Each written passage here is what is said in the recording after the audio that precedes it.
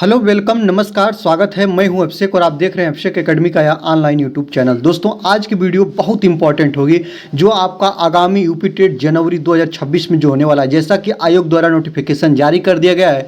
इसी क्रम में आज की वीडियो में हम पर्यावरण अध्ययन के महत्वपूर्ण प्रश्न देखेंगे और पूरा इसका सारा हम एनालिसिस करेंगे। ठीक है, पूरा वीडियो आप अंत तक देख लीजिएगा। आपका आज की वीडियो से पूरा 100 प्रश्न क्लियर होने वाला है। ठीक ना, वीडियो आप देखिए, वीडियो आपके लिए बहुत महत्वपूर्ण होगी। ऐसे ही प्रश्न आयोग द्वारा पूछ लिए जा रहे हैं, जैसे कुछ प्रीवियस ईयर में प्रश्न पूछे गए हैं, उसी के आधार पर आज की वीडियो को शूट कर रहा हूं। ठीक ना, तो आज की वीडियो को सबसे पहला प्रश्न आप देखेंगे। सबसे पहला प्रश्न है जो बहुत इंपॉर्टेंट है, इसको ध्यान रखेंगे कि जो सबसे पहला प्रश्न है इसको ध्यान रखेंगे कि विश्व पर्यावरण दिवस किस तारीख को मनाया जाता है। विश्व पर्यावरण दिवस जिस तारीख को मनाया जाता है वह है, आपको बताना है। ठीक ना, आपको बताना है 21 मार्च को, 23 दिसंबर को, 5 जून को, 25 मई को। तो विश्व पर्यावरण दिवस मनाया जाता है 5 जून को। ऑप्शन नंबर सी आपका बिल्कुल बिल्कुल करेक्ट हो जाएगा। ठीक है, अगर आपसे ये पूछे कि विश्व पर्यावरण दिवस कब से मनाया जा रहा है तो याद रखिएगा पहली बार 5 जून 1973 को मनाया गया था और इसी क्रम में अब विश्व पर्यावरण दिवस मनाया जाने लगा। इसको यह ध्यान रखेंगे। ठीक है,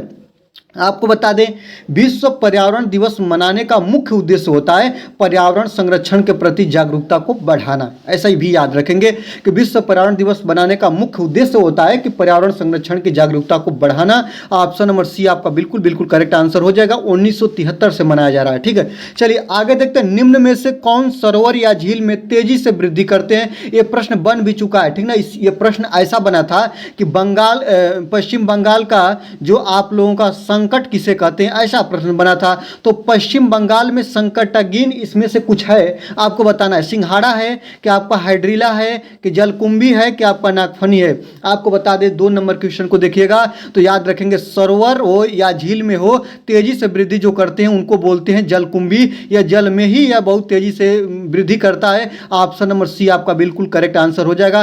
पश्चिम बंगाल का जो आतंक इसे बोला जाता है, याद रखेंगे पश्चिम बंगाल का आतंक इसी को बोलते हैं। किसको बोलते हैं दोस्तों? तो जलकुंभी को बोलते हैं। इसको आप ध्यान रखेंगे, पश्चिम बंगाल का आतंक, इसको ध्यान रखेंगे।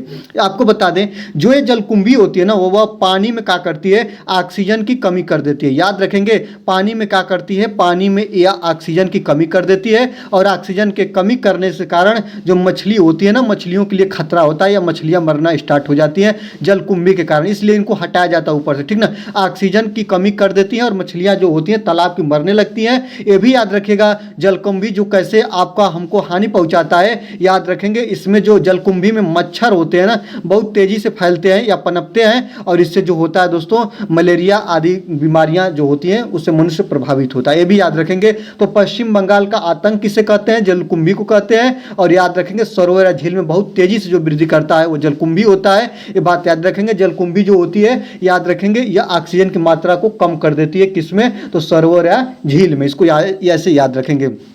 आगे देखेंगे क्वेश्चन नंबर 3 की बात करेंगे।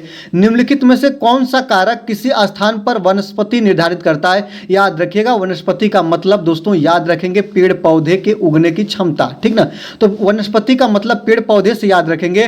तो कौन सा ऐसा कारक है जो किसी स्थान की वनस्पति को निर्धारित करता है। प्रकाश होता है कि वर्षा होता है कि मृदा होता है कि मृदा जल होता है। आपको बता दें बहुत इंपॉर्टेंट प्रश्न है, बहुत लॉजिकल प्रश्न है और इस प्रश्न को आपके सामने पेश करने का मुख्य उद्देश्य था कि आप भी इस बात को जाने कि याद रखिए वनस्पतियां किस पर निर्धारित करती हैं। तो याद रखिएगा वर्षा पर निर्धारित करती है। ऑप्शन नंबर बी आपका बिल्कुल सही हो जाएगा। ये बात को याद रखेंगे। ठीक ना, आपको बता दें जहां कहीं भी वर्षा जिस तरह होती है वहां उस प्रकार की वनस्पतियां पाई जाती है, ऐसे याद रखेंगे। जो सदाबहार वन होते हैं ना, वहां पे जहां पे 70 से आपका 200 सेंटीमीटर वर्षा होती है वहां पे सदाबहार वन पाए जाते हैं। तो याद रखेंगे वनों की जो प्रमुखता होती है या वनों की उगने की क्षमता होती है वह वर्षा पर निर्भर करती है। कितनी वर्षा हो रही है तो वहां पे कौन सा वन जो होगा और कौन सा पेड़ पौधा उगने में अवेलेबल होगा, इसको ध्यान रखेंगे। ऑप्शन नंबर बी आपका बिल्कुल करेक्ट आंसर हो जाएगा। इसको आप ध्यान रखेंगे। चलिए 4 नंबर की बात करेंगे कि मोटर वाहनों से निकलने वाली निम्नलिखित में से कौन सी एक प्रमुख प्रदूषक गैस है। याद रखेंगे मोटर वाहन हो गया। याद रखेंगे जो वाहन होते हैं ना जिसमें पेट्रोल डीजल पड़ता है, इस बात को याद रखेंगे, जिसमें हम ईंधन का प्रयोग करते हैं, पेट्रोल डीजल आदि का द्रव ईंधन का प्रयोग करते हैं। याद रखेंगे जब कभी भी आप देखिएगा तो आपको मिल जाएगा जो द्रव ईंधन होते हैं उसमें हम जब प्रयोग करते हैं तो उसके साइलेंसर से एक गैस निकलती है, बहुत प्रदूषक या विषैली गैस कही जाती है। इसको हम CO2 बोलते हैं, किसको CO बोलते हैं, कि मार्स गैस बोलते हैं, कि नाइट्रोजन ऑक्साइड बोलते हैं। देखिएगा जो आपका वाहन होते हैं उसके साइलेंसर से नाइट्रोजन ऑक्साइड नहीं निकलती, मार्स गैस नहीं निकलती, कार्बन डाइऑक्साइड नहीं निकलती, CO निकलती है, कार्बन मोनोऑक्साइड गैस बोलते हैं, काफ़ी विषैली गैस होती है। इससे आँख से जल आने लगता है, तीक्ष्ण गैस होती है, आँख में बहुत तेज़ी से लगती है। इस बात को याद रखेंगे। ऑप्शन नंबर बी आपका बिल्कुल करेक्ट आंसर हो जाएगा। चलिए आगे देखेंगे, कोयला हो गया, पेट्रोल हो गया, डीजल हो गया, आदि का दहन मूल स्रोत है किसका? जल प्रदूषण का। कोयला, पेट्रोल, डीजल जब जलता है तो इससे क्या फैलता है, यही बताना है दोस्तों। जल प्रदूषण फैलता है कि भू प्रदूषण फैलता है कि वायु प्रदूषण फैलता है कि ध्वनि प्रदूषण फैलता है? जब ये जलता है तो याद रखेंगे आपका एयर पॉल्यूशन होता है, वायु प्रदूषण होता है। ऑप्शन नंबर सी आपका बिल्कुल बिल्कुल करेक्ट आंसर हो जाएगा। इसको आप लोग ध्यान से देखेंगे, ठीक ना। तो याद रखेंगे, ये भी प्रश्न आप याद रखेंगे, जो आपका कोयला, पेट्रोल, डीजल आदि का दहन होता है, जो इसका मूल स्रोत होता है, इससे वायु तो फैलती है, इस बात को आप ध्यान रखेंगे, निस्संदेह इस बात को ध्यान रखेंगे कि इससे वायु प्रदूषण तो फैलता है। लेकिन याद रखेंगे, आप इसको भी ध्यान रखेंगे, जब ये वाहन में इसका प्रयोग करते हैं तो जब वाहन चलता है तो इससे आपका ध्वनि प्रदूषण भी होता है, इसको भी आप ध्यान देते रहेंगे, ठीक ना। और याद रखेंगे, जो आपका प्रदूषण, ये भी एक प्रश्न बन सकता है दोस्तों, याद रखेंगे। जैसे कि आप लोग देखिए यहाँ पे मैं बता दूं, जैसे कि यहाँ पे देखिएगा मैं बता दूं प्रदूषण की माप कैसे करते हैं। तो याद रखेंगे, केंद्रीय स्तर पर प्रदूषण की माप का ये प्रश्न बन चुका है कि केंद्रीय स्तर पर प्रदूषण की माप किसके माध्यम से की जाती है। तो याद रखेंगे, केंद्रीय प्रदूषण नियंत्रण बोर्ड द्वारा किया जाता है। किसके द्वारा दोस्तों? तो केंद्रीय प्रदूषण नियंत्रण बोर्ड द्वारा, प्रदूषण नियंत्रण बोर्ड द्वारा इसका जांच किया जाता है। किसका? तो याद रखेंगे, केंद्रीय स्तर पर प्रदूषण की माप केंद्रीय प्रदूषण नियंत्रण बोर्ड द्वारा किया जाता है, और इसको शॉर्टकट में CPCB बोलते हैं, ये भी याद रखेंगे, ठीक ना। यही होता है केंद्रीय स्तर पर प्रदूषण की माप करने की संस्था, ठीक ना। ये प्रश्न बन चुका है, इसको आप ऐसे याद रखेंगे, प्रश्न बन चुका है, ठीक ना। चलिए आगे देखते हैं, अखबार में कौन सा विषैला तत्व होता है? पारा होता है कि आपका लेड होता है कि आपका मैग्नीज होता है कि कैडमियम होता है? आपको यही बताना है दोस्तों। तो याद रखेंगे, जो अखबार होता है, जो न्यूज़पेपर होता है, इसमें जो स्याही होती है ना, याद रखेंगे, जो स्याही होती है ना, उसमें आपका एक केमिकल लगा होता है, याद रखेंगे। और इसको आप इस क्रम में ध्यान रखेंगे कि अखबार में कौन सा विषैला तत्व होता है, तो लेड होता है। ऑप्शन नंबर बी आपका बिल्कुल सही हो जाएगा। जो भी आप अखबार में खाद्य पदार्थों को लपेट कर रखते हैं, ऐसा मत रखिए, ऐसा रखने से वह विषैला पदार्थ होता है और खाद्य पदार्थों के साथ वह रिएक्शन करेगा, और जो भी भोजन हो जाएगा ना, याद रखेंगे, वह भोजन जहरीला हो जाएगा, जो आपके सेहत के लिए काफ़ी दुष्ट प्रभाव डालेगा, बुरा प्रभाव डालेगा। ऑप्शन नंबर बी आपका बिल्कुल बिल्कुल करेक्ट आंसर हो जाएगा। इसको आप ध्यान देंगे, ठीक है।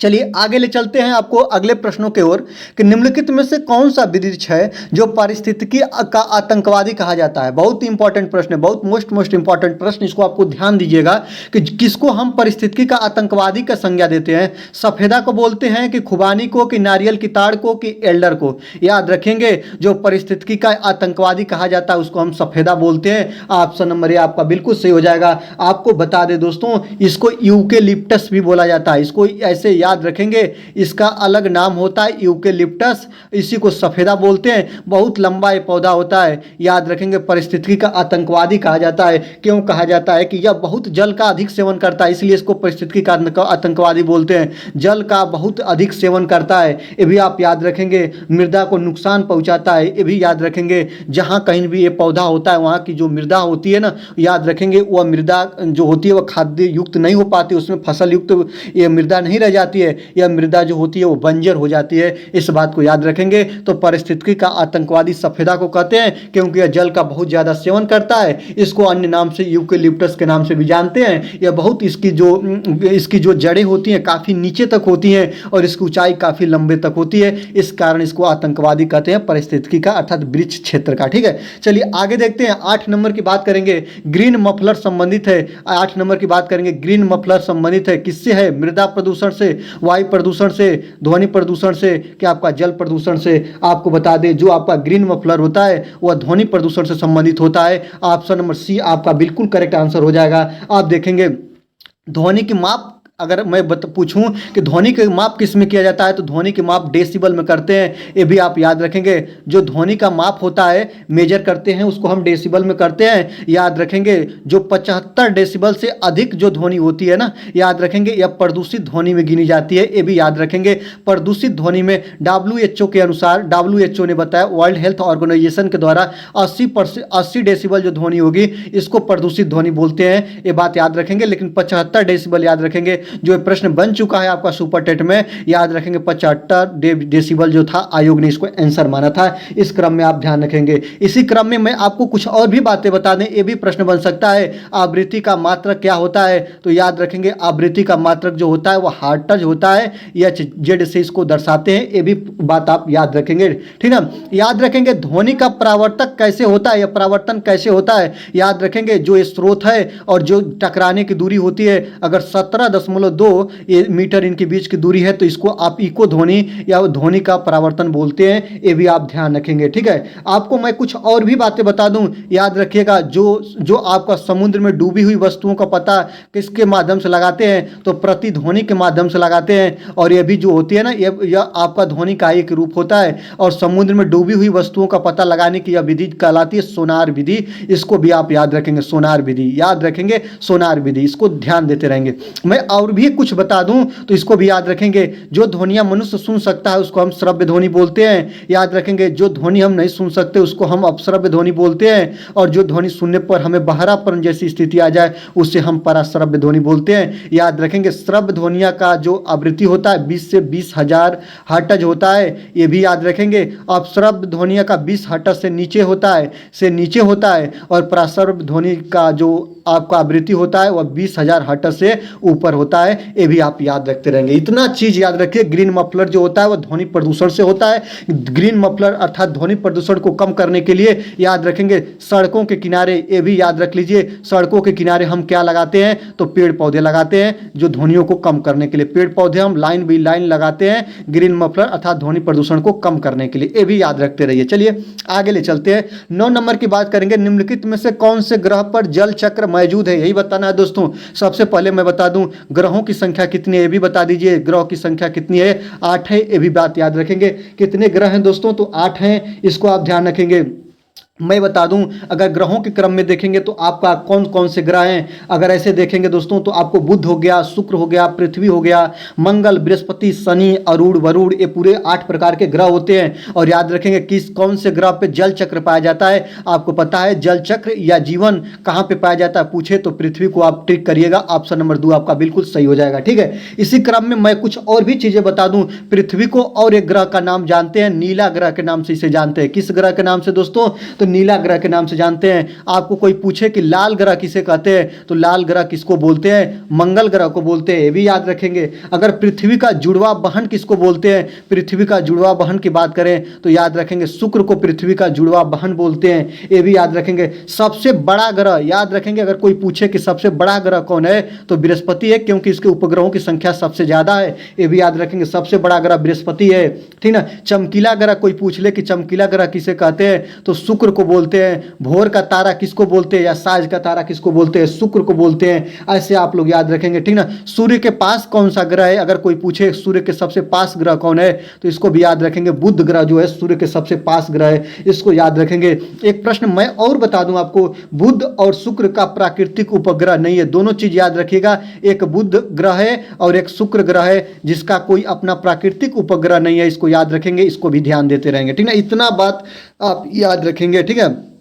एक प्रश्न मैं और बता दूं, अंतरिक्ष से पृथ्वी देखने पर कैसी दिखाई देती है, तो याद रखेगा अंतरिक्ष से पृथ्वी कैसी दिखाई देती है, तो काली दिखाई देती है, ये भी आप याद रखेंगे, ब्लैक दिखाई देती है, इसको आप ध्यान देते रहेंगे, ठीक है। चलिए इसी क्रम में आप इतनी चीज़ों को ध्यान दीजिए, बहुत चीज़ें इंपॉर्टेंट हैं। अगर वीडियो अच्छी लग रही है तो लाइक करिएगा, क्योंकि आपके लिए ही वीडियो मैं लाता हूँ। और आपके वीडियो लाने से मुझे याद रखेंगे, जब आप वीडियो को लाइक करते हैं दोस्तों तो मेरे अंदर एक मोटिवेशन होता है, अभी प्रेरणा जगती है कि आपके सामने और वीडियो लाएँ, आपका तैयारी बहुत अच्छे तरीके तरीके से कराएं, ठीक ना। तो आप वीडियो को लाइक जरूर कर लीजिए, चैनल पर नए हैं सब्सक्राइब ना करिए चलेगा, ठीक ना। अगर सब्सक्राइब कर लेंगे दोस्तों तो आगामी जितने भी वीडियो अपलोड होगी उसका नोटिफिकेशन आपके पास जाएगा। और याद रखेंगे यूपी टेट का कोई भी ऐसा प्रश्न नहीं होगा जो आप परीक्षा में बैठेंगे और आपके सामने से गुजर जाए जिसको मैं आपको न बताऊं, ठीक ना। इसी क्रम में हम तैयारी करेंगे, ठीक है। चलिए आगे देखते हैं। 10 नंबर की बात करेंगे। सूर्य का प्रकाश हमारे पास लगभग कितने समय पहुंच जाता है बताना है दोस्तों। याद रखेंगे, सबसे पहले मैं बता दूं सूर्य क्या है, तो सूर्य एक तारा है, ये भी आप याद रखेंगे।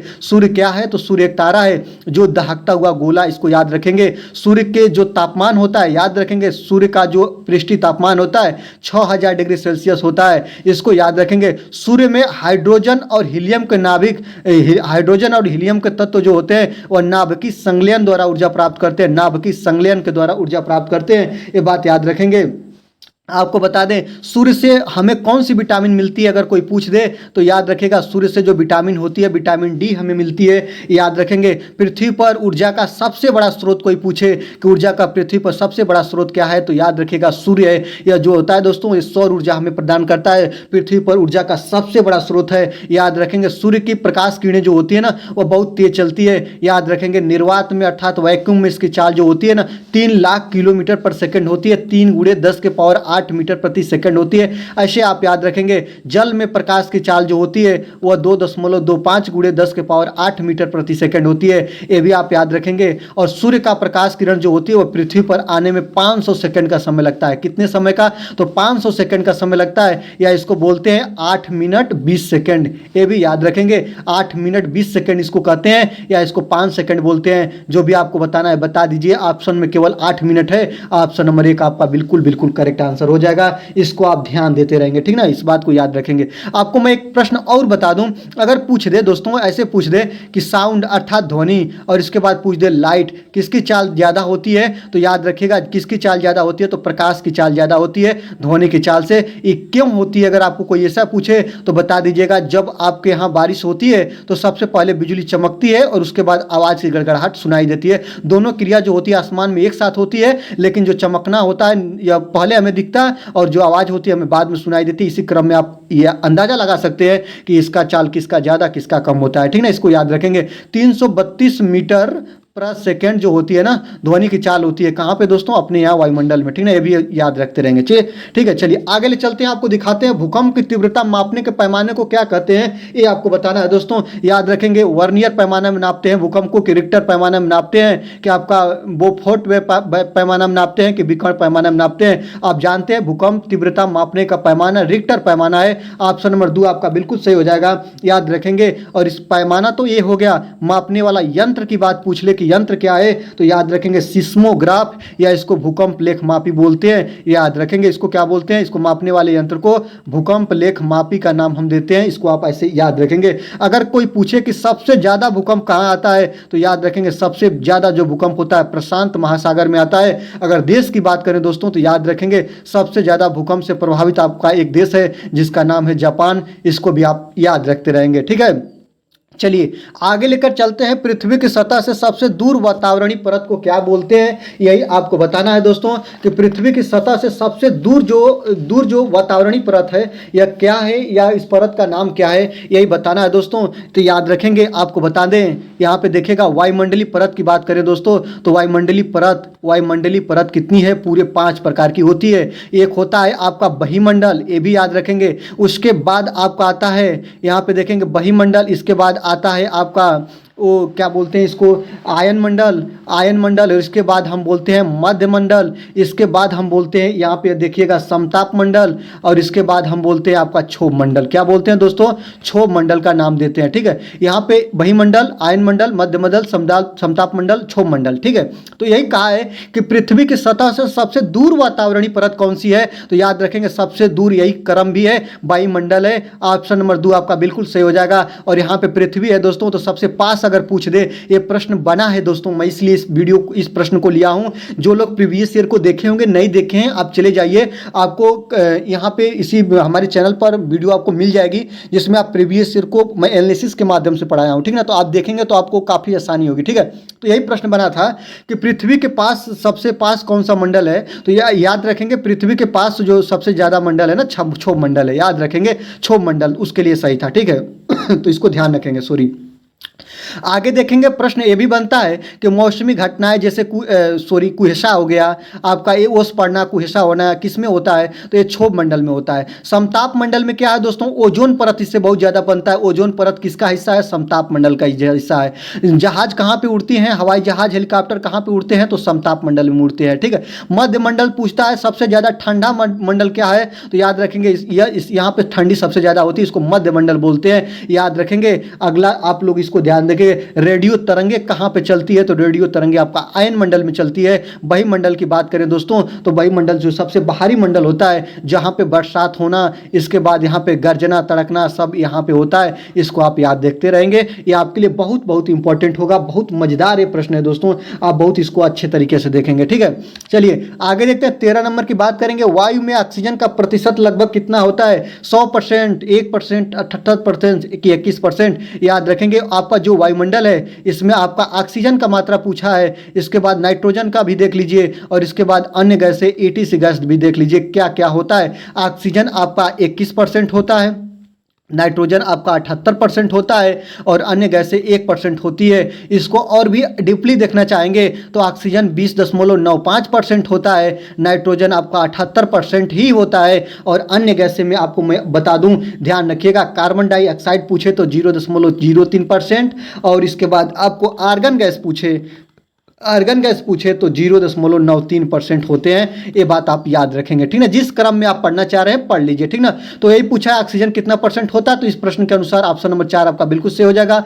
यूपी टेट में एक प्रश्न पूछा बना हुआ है, याद रखेंगे। वो प्रश्न क्या है मैं बता दूं, वह प्रश्न ये था कि वायुमंडल में कौन दो गैसें मिलाकर 99 मतलब कि आधे से अधिक गैसों का विस्तार होता है, ऐसा प्रश्न बना है। तो वह आपका उसका आंसर था ऑक्सीजन और प्लस के नाइट्रोजन, ठीक ना। ऑक्सीजन आपका 21% और नाइट्रोजन आपका 78%, आधा से अधिक गैसें का लगभग पूरी ही गैसें है। तो दोस्तों 1% तो ETC गैस है, अन्य गैसें, इसको आप ध्यान देते रहेंगे, ठीक है। चलिए आगे ले चलते हैं। नदियों द्वारा मिट्टी का जमाव क्या कहलाता है, याद रखिएगा। जो नदियां जल बहाकर आती हैं तो वह मिट्टी बहाकर लाती हैं, और यह मिट्टियां क्या कहलाती है, जलोढ़ मिट्टी की, काली मिट्टी की, लाल मिट्टी की, लेटराइट मिट्टी। आपको बता दें नदियों द्वारा बहाकर लाई गई मिट्टी को क्या बोलते हैं, जलोढ़ मिट्टी बोलते हैं। ऑप्शन नंबर 1 आपका बिल्कुल सही हो जाएगा। भारत में सबसे ज्यादा, यह भी प्रश्न पूछ सकता है कि भारत में सबसे ज्यादा भूभाग पे कौन सी मिट्टी पाई जाती है, तो याद रखिएगा भारत के सबसे ज्यादा भूभाग पे जलोढ़ मिट्टी का विस्तार है।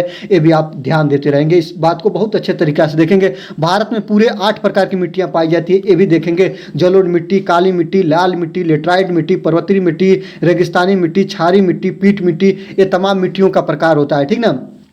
प्रश्न एक और बता दूं दोस्तों कि नदियों द्वारा मिट्टी को काट काट के लाने की प्रवृत्ति क्या कहलाती है, मृदा अपरदन कहलाती है। क्या कहलाती है, अपरदन कहलाती है। अपरदन करती है तो मिट्टियां काट कर लाती है, ठीक ना। ये भी प्रश्न मैं बता दूं, मिट्टी अपरदन, मृदा अपरदन को रोकने के उपाय क्या है, तो सबसे बेस्ट उपाय है पेड़ लगाना। ये भी प्रश्न बन चुका है, याद रखेंगे आपका सुपर टेट में। ऐसे देखिएगा, मृदा अपरदन को किसके माध्यम से रोक सकते हैं, तो पेड़ लगाकर हम मृदा अपरदन को रोक सकते हैं, ठीक है। इस बात को याद रखेंगे। एक प्रश्न और आपको बता दे रहा हूं, यहीं से प्रश्न बन सकता है, याद रखेंगे। कपास उत्पादन के लिए सबसे बेस्ट मिट्टी क्या होती है, तो कपास उत्पादन के लिए सबसे बेस्ट मिट्टी जो होती है ना दोस्तों, वह काली मिट्टी होती है। क्या मिट्टी होती है, काली मिट्टी होती है। ये भी आप याद रख लेंगे, ठीक है। चलिए आगे ले चलते हैं। भारतीय संविधान को अस्तित्व में कब लाया गया था, ये आपको बताना है। 15 नंबर क्वेश्चन बहुत इंपॉर्टेंट है दोस्तों। सबसे पहले हम संविधान की बात करेंगे। आपका संविधान ही आपका सब कुछ है, इसको याद रखेंगे। संविधान को बनाने में 2 वर्ष, आपका 11 माह, आपका 18 दिन लगा था, ये भी आप याद रखेंगे। 2 वर्ष 11 माह 18 दिन लगा था भारतीय संविधान को बनाने में। और आपको बता दें भारतीय संविधान को कब अस्तित्व में लाया गया, तो 26 जनवरी 1950 को, याद रखेंगे। भारत में 26 जनवरी 1950 को संविधान अस्तित्व में लाया गया, अर्थात लागू किया गया, और इसी दिन से अपना देश गणतंत्र बना, ये भी याद रखेगा। और इसी कारण हर वर्ष प्रत्येक 26 जनवरी को गणतंत्र दिवस मनाते हैं। क्या मनाते हैं, गणतंत्र दिवस मनाते हैं, ये भी आप ध्यान देंगे, ठीक ना। आपको इतनी चीज़ें बताने का मेरा मुख्य श्रेय यही होता है कि आप इससे रिलेटिव जितने भी प्रश्न बने आप उसको सीख जाएं, ठीक ना। आपको मैं एक और बात बता दूं दोस्तों, प्रश्न ये भी बन सकता है कि भारतीय संविधान कब अंगीकृत हुआ, अर्थात कब इसको मतलब कि बनाया गया, ठीक ना, पारित कर लिया गया। तो याद रखिएगा भारतीय संविधान को 26 नवंबर याद रखिएगा 1949 को लागू जो था ये दोस्तों, यह जो था संविधान सभा द्वारा पारित कर लिया गया, लेकिन लागू किया गया 26 जनवरी 1950 को। दोनों चीज़ आप याद रखते रहेंगे। और याद रखिएगा जो भारतीय संविधान को लिखने का काम किसने किया था, तो भारतीय संविधान को अपने हाथों द्वारा एक व्यक्ति का नाम है प्रेम बिहारी रायजादा। प्रेम बिहारी रायजादा, ये भी प्रश्न बन चुका है कि प्रेम बिहारी रायजादा द्वारा भारतीय संविधान को लिखा गया था, ये भी बात याद रखेंगे। और प्रश्न ये भी बना है कि भारतीय संविधान में जो जनगण मन अधिनायक जय है ना, इसको याद रख लीजिए कि जनगण मन अधिनायक जय है, यह कब लागू किया गया, तो याद रखेंगे 24 जनवरी 1950 को लागू किया गया। इसको किसको दोस्तों, जनगण मन अधिनायक जय को। इसके रचयिता कौन है, तो रविंद्रनाथ टैगोर जी हैं। इसको गाने में कितना समय लगता है, तो 52 सेकंड लगता है। ये भी चीज़ों को आप ध्यान देते रहेंगे। ये सब चीज़ें जो चीज़ें पूछा मैंने उस चीज़ों को बता रहा हूँ, ठीक ना, ये बहुत आपके लिए इंपॉर्टेंट है, ठीक है। आपको ये भी बता दूं जो मूल संविधान बना था, मूल संविधान में 395 अनुच्छेद थे। कितने अनुच्छेद थे, 395 अनुच्छेद थे। उसमें आपका 22 भाग था। और याद रखेंगे मूल संविधान में कितनी अनुसूचियां थे, अगर एक प्रश्न बन जाए तो मूल संविधान में अनुसूचियों की संख्या 8 थी। ये भी आप याद रख लेंगे, ठीक है। चलिए आगे देखते हैं। आपको मैं एक प्रश्न और भी बता दूं, और उस प्रश्न को बताने से पहले आपको 16 ही प्रश्न देख लीजिए। ये प्रश्न आपका क्या है, 16 नंबर प्रश्न है कि प्रारूप समिति के अध्यक्ष कौन थे, doctor Rajendra Prasad, doctor B R. Ambedkar, Mahatma Gandhi की एम.ए. जिन्ना। याद रखेंगे जो 16 नंबर क्वेश्चन को देखेंगे तो प्रारूप समिति के जो अध्यक्ष थे वो डॉक्टर बी.आर. अंबेडकर थे, और इन्हीं को भारतीय संविधान का जनक कहा जाता है। ये बात याद रखेंगे, डॉक्टर भीमराव अंबेडकर को भारतीय संविधान का निर्माता या जनक, ठीक ना दोस्तों, याद रखेंगे। निर्माता कह लीजिए या तो जनक कह लीजिए, किनको बोला जाता, याद रखेंगे डॉक्टर भीमराव अंबेडकर को कहा जाता। और डॉक्टर भीमराव अंबेडकर प्रारूप समिति के अध्यक्ष थे, ये भी आप याद रखेंगे, ठीक है। चलिए 2 नंबर ऑप्शन आपका बिल्कुल सही हो जाएगा। आगे ले चलते हैं। भारत की संविधान सभा की पहली बैठक की अध्यक्षता किसने की थी, बहुत इंपॉर्टेंट है, आपको बता रहे हैं। चलिए 17 नंबर क्वेश्चन देखिए, बहुत मस्त क्वेश्चन है आज के वीडियो के, बहुत इंपॉर्टेंट प्रश्न है कि भारतीय संविधान सभा की पहली बैठक, याद रखेंगे पहली बैठक 9 दिसंबर 1946 को हुई थी, ये बात याद रखेंगे। दूसरी जो बैठक थी 11 दिसंबर 1946 को हुई थी, याद रखेंगे। 9 दिसंबर 1946 को, मतलब ये प्रथम बैठक है। और प्रथम बैठक की अध्यक्षता किसने किया था, यही बताना है। तो डॉक्टर सच्चिदानंद सिन्हा जी किए थे। ऑप्शन नंबर 2 आपका बिल्कुल सही हो जाएगा। आपको बता दें डॉक्टर सच्चिदानंद सिन्हा जो संविधान सभा की पहली बैठक के अध्यक्ष थे। और याद रखेंगे, और यह कौन कैसे अध्यक्ष थे, तो आपका अस्थायी अध्यक्ष थे। कौन से अध्यक्ष थे दोस्तों, अस्थायी अध्यक्ष थे, ये भी याद रखेंगे। और जब यही बैठक दूसरे दिन हुई, अर्थात दूसरी बैठक 11 दिसंबर 1946 को हुई, तो इस समय जो संविधान सभा के अस्थायी अध्यक्ष चुन लिए गए, अस्थायी अध्यक्ष चुन लिए गए। और अस्थायी अध्यक्ष कौन थे, तो डॉक्टर राजेंद्र प्रसाद थे, ये आप याद रख लेंगे, राजेंद्र प्रसाद थे। तो डॉक्टर राजेंद्र प्रसाद चुने गए 11 दिसंबर 1946 को। और ये भी आप जो भी जैसे प्रश्न पूछे आप इसको याद रखते रहिए, और ऐसे ऐसे प्रश्न आपके लिए बहुत बहुत इंपॉर्टेंट होंगे। इस चीज़ों को आप ध्यान से देखते रहेंगे, ठीक है। चलिए आगे ले चलते हैं। हमारे भारतीय संविधान में कितने मूल कर्तव्य है, यही बताना है दोस्तों। सबसे पहले बता दीजिए मूल कर्तव्य लिया कहां से गया, तो याद रखिए सोवियत संघ से लिया गया है, अर्थात इसको क्या बोलते हैं, रूस बोलते हैं। याद रखेंगे मूल कर्तव्य कितने हैं, 11 हैं। ऑप्शन नंबर 1 आपका बिल्कुल बिल्कुल करेक्ट आंसर हो जाएगा। और मूल कर्तव्य को 42वां संविधान संशोधन 1976 द्वारा जोड़ा गया, इसको आप ध्यान रखेंगे, ठीक ना। जो मूल संविधान था इसको 42वां संविधान संशोधन 1976 के द्वारा जोड़ा गया, ये बात आप ध्यान रखेंगे। और यहाँ पे आपको कुछ और भी चीज़ें बता दें, जैसे आपका पहली बात देखेंगे मूल अधिकार कहाँ के संविधान से लिया गया है, तो मूल अधिकार की बात करेंगे तो ये संयुक्त राज्य अमेरिका से लिया गया। कहाँ से लिया गया, तो संयुक्त राज्य अमेरिका से लिया गया। मूल अधिकार कोई पूछे कि कितने हैं, तो मूल अधिकारों की संख्या इस समय वर्तमान में 6 है, इसको आप याद रखेंगे। इसी क्रम में मैं आपको कुछ और भी चीज़ें बता दें, जैसे देखिएगा संविधान संशोधन, याद रखेंगे संविधान संशोधन का प्रावधान किस देश के संविधान से लिया गया, तो दक्षिण अफ्रीका से लिया गया। कहाँ से लिया गया दोस्तों, तो दक्षिण अफ्रीका से लिया गया, ये भी आप याद रखेंगे, दक्षिण अफ्रीका से लिया गया क्या, तो संविधान संशोधन। और आपको एक बात और बता दें, प्रश्न बहुत बना है कि एकल नागरिकता का प्रावधान कहाँ से है। एकल नागरिकता का जो प्रावधान है दोस्तों वह कहाँ से लिया गया, ब्रिटिश संविधान से लिया गया, ब्रिटिश संविधान से लिया गया है क्या दोस्तों, तो एकल नागरिकता। इतना प्रश्न प्रश्न आप ध्यान देंगे, आपके लिए बहुत बहुत इंपॉर्टेंट होगा। चलिए अगला देखते हैं कि भारत के उपराष्ट्रपति का कार्यकाल कितना होता है। बहुत इंपॉर्टेंट है, इससे रिलेटिव सारे प्रश्नों को देख लेंगे। और 19 नंबर क्वेश्चन है कि भारत का, याद रखेंगे यहाँ पे देखेंगे दोस्तों कि आपका सॉरी यहाँ पे आप देखेंगे कि भारत, ये आपका प्रश्न था कि भारत के उपराष्ट्रपति का कार्यकाल कितना होता है, यही बताना है। आपका 4 वर्ष होता है कि 5 वर्ष होता है कि 2 वर्ष होता है कि आपका 6 वर्ष होता है। तो भारत के उपराष्ट्रपति का कार्यकाल कितना होता है आपको बताना दोस्तों, 5 वर्ष होता है। कितना होता है? 5 वर्ष होता है। इसी क्रम में हम कुछ भी चीज़ें और देख लें। आप लोग देखिएगा, कार्यकाल की बात करें तो आपका उपराष्ट्रपति हो गया, आपका मुख्यमंत्री अर्थात सीएम हो गए, आपका पीएम हो गए, आपका लोकसभा सांसद हो गया, लोकसभा सांसद हो गया, ठीक ना, ये भी याद रखेंगे। फिर इसके बाद आपका यहाँ पे ग्राम प्रधान हो गया, आपका ब्लॉक प्रमुख हो गया, ठीक ना। इसके बाद आपका जिला पंचायत अध्यक्ष हो गया। सबका कार्यकाल कितने वर्ष का होता है? 5 साल का होता है। इस चीज को आप देख लीजिए, सीएम, पीएम, लोकसभा अध्यक्ष, लोकसभा सांसद। लोकसभा अध्यक्ष का भी पूछे ना कि लोकसभा अध्यक्ष का कार्यकाल कितना होता है, तो लोकसभा अध्यक्ष का जो कार्यकाल होता है ना वो पूरे 5 ईयर का होता है, अर्थात 5 साल का होता है। इसको भी आप ध्यान देते रहेंगे, ठीक है। चलिए मैं आपको कुछ और भी चीजें बता दूं, ये भी याद रखिएगा। लोकसभा याद रखेंगे, लोकसभा सांसद का चुनाव लड़ने के लिए कितनी वर्ष उम्र न्यूनतम होनी चाहिए? तो 25 वर्ष होनी चाहिए, ये भी याद रखेंगे। वहीं पे राज्यसभा सांसद की बात करें तो राज्यसभा सांसद का चुनाव लड़ने के लिए जो उम्र होती है वो 30 वर्ष होती है, याद रखेंगे। राज्यसभा सांसद का कार्यकाल कितने वर्ष होता है? तो 6 वर्ष होता है, और इनका कार्यकाल 5 वर्ष होता है, ये भी देखेंगे। इस चीज़ों को आप ध्यान देते रहेंगे, ठीक है।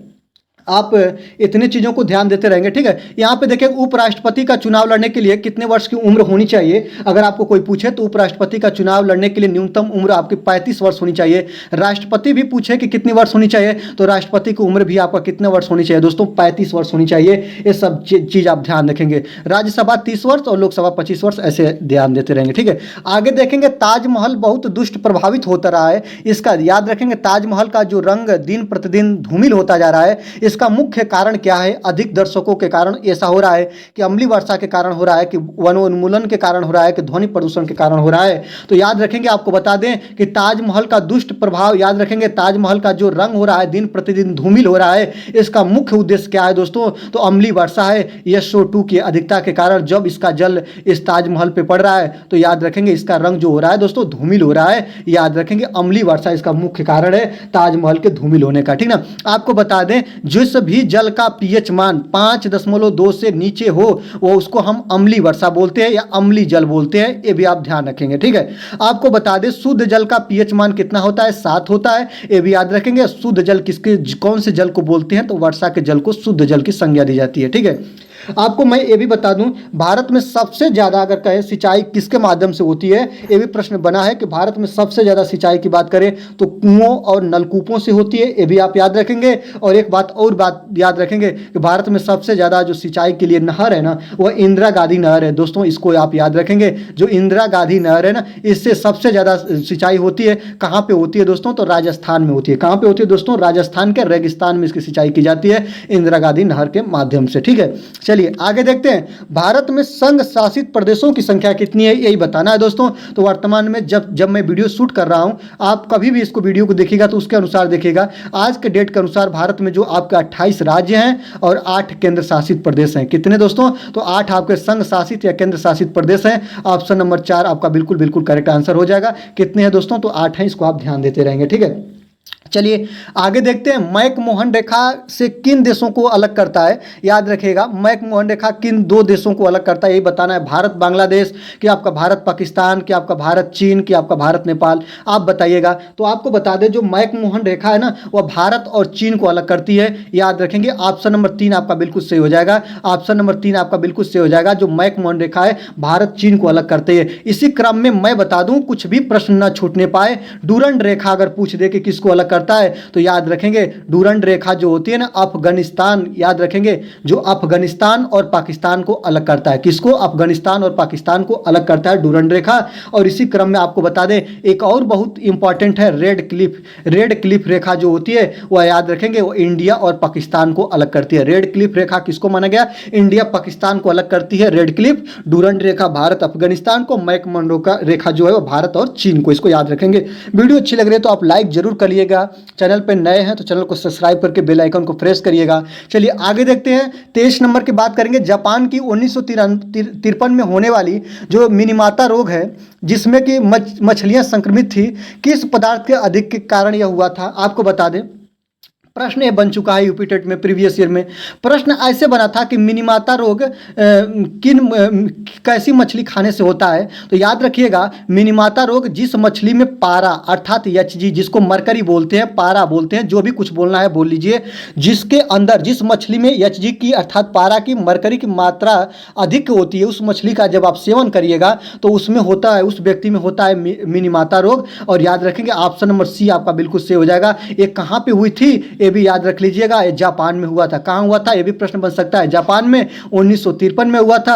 जो कंपनी का कचरा था वह डायरेक्ट कहाँ पे बहने लगा, तालाब में, और जो तालाब में मछलियाँ थी उसका जिसने सेवन किया उसको मिनीमाता रोग हुआ। इसको आप ध्यान रखेंगे, ठीक ना। 23 नंबर क्वेश्चन में आप लोग याद रखेंगे, पारा आपका बिल्कुल करेक्ट आंसर हो जाएगा। आगे देखते हैं, निम्नलिखित में से कौन सी ग्रीन हाउस गैस है। याद रखेंगे ग्रीन हाउस गैसें कितनी है, 4 हैं। कौन कौन सी हैं आप इसको देख लीजिए। जो ग्रीन हाउस गैसें में आपका पहला मीथेन आएगा, सेकेंड नंबर की बात करेंगे कार्बन डाइऑक्साइड आएगा, आपका नाइट्रस ऑक्साइड NO2 आएगा, फिर इसके बाद CFC आपका आएगा, क्लोरोफ्लोरोकार्बन आएगा, ठीक ना। इन चारों को आप ध्यान से देखिएगा। तो निम्नलिखित में से कौन सी ग्रीन हाउस गैसें है, आपको ये बता दीजिए दोस्तों। ग्रीन हाउस गैसें किसे बोलेंगे, मीथेन को बोलेंगे। ऑप्शन नंबर डी आपका बिल्कुल सही हो जाएगा। ग्रीन हाउस गैसें जो होती है ना, वो आपका ग्लोबल वार्मिंग के लिए उत्तरदायी होती है, इसको आप ध्यान देते रहेंगे। चलिए आगे देखते हैं, किसी नदी के प्रदूषण स्तर की माप किससे करते हैं। याद रखिएगा, नदी में बहता है क्या, जल। इसको आप ऐसे याद रखेंगे, नदी में क्या बहता है, जल बहता है, जिसको H2O बोलते हैं, आपको पता है। तो किसी नदी के प्रदूषण स्तर की माप कैसे करते हैं, तो याद रखिएगा प्रदूषण की माप हम जल की शुद्धता की माप से करते हैं। अगर जल शुद्ध है तो याद रखिएगा नदी में प्रदूषण कम है या प्रदूषण नहीं है, और जल आपका गंदा है तो नदी जो है वो प्रदूषित कही जाएगी या वहाँ पे प्रदूषण कहा जाएगा।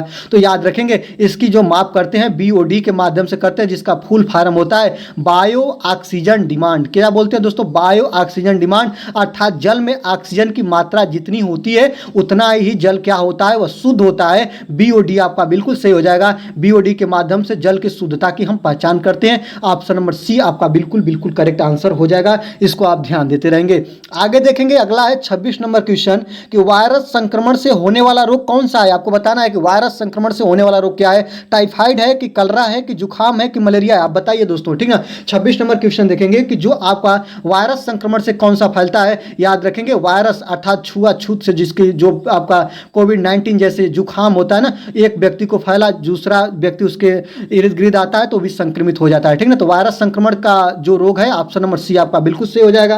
आपको और बताएं, जो टाइफाइड है ना, टाइफाइड है बैक्टीरिया से फैलता है। किससे फैलता है आप याद रखेंगे, टाइफाइड जो होता है वह बैक्टीरिया से फैलता है। आपका मलेरिया जो है ना वह प्रोटोजुआ से फैलता है। किससे फैलता है दोस्तों, याद रखेंगे मलेरिया जो होता है वह प्रोटोजुआ से फैलता है, और जो कलरा है ना दोस्तों वह हैजा से फैलता है। इसको याद रखेंगे, दूषित जल भी इसको कह सकते हैं, इससे कलरा फैलता है, ठीक है। आगे देखते हैं 27 नंबर की बात करेंगे। निम्नलिखित में से किस एक प्राणी को किसान का मित्र कहा जाता है। किसान फ्रेंड को ढूंढना है। याद रखेंगे, आप चींटी को बोलेंगे किसान का मित्र, कि केचुआ को बोलेंगे, कि मधुमक्खी को, कि तितली को। याद रखेंगे, बहुत इंपॉर्टेंट है, सब जानते हैं किसान का मित्र बोला जाता है केचुआ को, जो किसान की भूमि को, याद रखेंगे, उर्वरा शक्ति को भुरभुरी बनाती है। मिट्टी को वह क्या करता है दोस्तों, चालता है, जिससे ऊपर की चीज़ें होती हैं नीचे जाती, और नीचे का जो सांद्रता होता है काफ़ी बना होता है, जिससे मिट्टी में भुरभुरी होती है। और याद रखेंगे मिट्टी में जैसे पौष्टिक आहार की पूर्ति करती है, याद रखेंगे केचुआ। मैं आपको एक बात और बता दूं, यहीं पे किसान का मित्र एक और होता है जिसको बोलते हैं सर्प। आप इसको भी ध्यान देंगे, ये भी आपको लिखा हुआ मिल सकता है, क्योंकि जो सर्प होते हैं ना, जो किसान की फसल को नष्ट करता है उसको क्या बोलते हैं, चूहा बोलते हैं, और चूहा को सर्प खा जाता है। इस प्रकार यह अप्रत्यक्ष रूप से किसान को मदद पहुंचाता है फसल को नष्ट होने से। तो इसी आधार पर सर्प को भी माना गया है किसान का मित्र, ये भी याद रखेंगे। केचुआ को भी आप लोग याद रखते रहेंगे, ठीक है। चलिए आगे देखते हैं, समुद्री शैवाल किसका महत्वपूर्ण स्रोत है, यही बताना है दोस्तों। तो समुद्री शैवाल में क्लोरीन पाया जाता है, ब्रोमीन पाया जाता है, कि आयोडीन पाया जाता है, कि लोहा पाया जाता है। समुद्री शैवाल जो होता है उसमें आयोडीन का स्रोत होता है। ऑप्शन नंबर सी आपका बिल्कुल सही हो जाएगा। आपको बता दें, आयोडीन के कमी से कौन सा रोग होता है, याद रखेंगे घेघा रोग होता है, ये भी याद रखेंगे, इतना बहुत इंपॉर्टेंट है, ठीक ना। आपको मैं यहीं पे बता दूं, सबसे ज़्यादा ऐसा भी प्रश्न बन चुका है, सबसे ज़्यादा लवण कौन से जल में पाई जाती है? तो इसको बोलते हैं डेथ सी या इसको बोलते हैं मृत सागर। यहाँ पे बहुत ज़्यादा लवण या नमक की मात्रा पर जल पर लीटर जल में बहुत ज़्यादा होती है। इस क्रम में भी आप इसको याद रखते रहेंगे। आगे देखेंगे नियमों का पालन कराना किसका कार्य होता है? कार्यपालिका का, कि विधानमंडल का, कि न्यायपालिका का, कि आपका मंत्रिमंडल का? याद रखेंगे नियमों का पालन, याद रखेंगे न्याय दिलाना या नियमों को पालन कराना, ये कार्य किसका होता है? न्यायपालिका का होता है। जब न्यायपालिका को लगेगा नियम का पालन नहीं हो रहा है तो याद रखेंगे वह तमाम नियम बनाएगी और उसको दंड का भागी वह बनाती है। याद रखेंगे न्यायपालिका होती है। ऑप्शन नंबर 3 आपका सही हो जाएगा, याद रखेंगे इसको। चलिए आगे देखते हैं। प्रथम लोकसभा के स्पीकर कौन थे? यही बताना है दोस्तों। लास्ट वाला वीडियो का क्वेश्चन यह है कि प्रथम लोकसभा अध्यक्ष कौन थे? आपको बता दें जो सदन होती है ना वह दो विभागों में बटी होती है। पहला जो होता है लोकसभा बोलते हैं, सेकंड को राज्यसभा बोलते हैं, ठीक है। इसमें जो सांसद बैठते हैं इसको लोकसभा सांसद, इसमें जो बैठते हैं राज्यसभा सांसद। इसका चुनाव राज्यसभा सांसद बनने के लिए अभी बताया आपको 30 वर्ष का उम्र हो जाना चाहिए, तब आप चुनाव लड़ सकते हैं।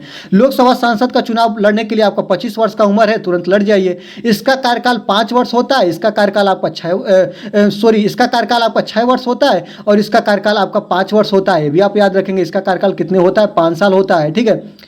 आपको एक बात और बता दें, लोकसभा जैसे कि आप लोग ऐसे पूछ सकते हैं प्रधानमंत्री बनने के लिए न्यूनतम उम्र कितनी होनी चाहिए? तो 25 वर्ष होनी चाहिए, ठीक ना। लोकसभा अध्यक्ष बनने के लिए कितनी उम्र होनी चाहिए? 25 वर्ष होनी चाहिए, ठीक ना। इसी क्रम में देखेंगे लोकसभा का प्रथम स्पीकर कौन था? तो याद रखेंगे लोकसभा का जो प्रथम स्पीकर थे वह जीवी मावलकर या इनको गणेश वासुदेव मावलकर बोलते हैं। ऑप्शन नंबर 1 आपका बिल्कुल सही हो जाएगा, इस बात को याद रखेंगे। यहीं पे आपको एक प्रश्न और बता रहे हैं जो कि प्रीवियस ईयर है यूपी टेट का।